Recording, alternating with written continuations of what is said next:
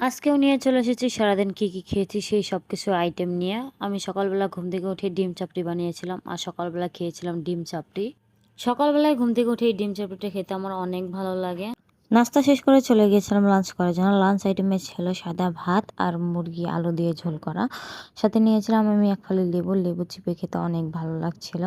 আর এরকম সুন্দর, সুন্দর ভিডিও পেতে যারা আমার ভিডিওটি দেখছেন সবাই চ্যানেলটাকে সাবস্ক্রাইব করে দিবেন। আপনাদের কাছে একটাই অনুরোধ, এই সমস্ত রান্নাবান্না যেহেতু আমি নিজের হাতে করি তাই কিন্তু আমার খেতে আরও বেশি ভালো লাগে। আর আমার বাসায় সবাই আমার হাতের রান্না অনেক বেশি পছন্দ করে। এই মাংসের কালারটা অনেক বেশি সুন্দর হয়েছিল। আপনারা দেখেই বুঝতে পারছিলেন, অনেক তৃপ্তি নিয়ে খেয়েছি। দুপুরের খাওয়া দাওয়া শেষ করে আমি চলে গিয়েছিলাম আমার ডিনার করার জন্য। ডিনার আইটেমে ছিল মুরগি দিয়ে খিচুড়ি আর সাথে নিয়েছিলাম এক ফালি লেবু। খিচুড়িটা খেতে অনেক বেশি ভালো হয়েছিল, ঝরঝরে হয়েছিল, একদম ভুনা খিচুড়ি যাকে বলে। এইরকম আরও সুন্দর সুন্দর খাবারের ভিডিও পেতে আমার চ্যানেলটাকে সাবস্ক্রাইব করবেন। আল্লাহ হাফেজ।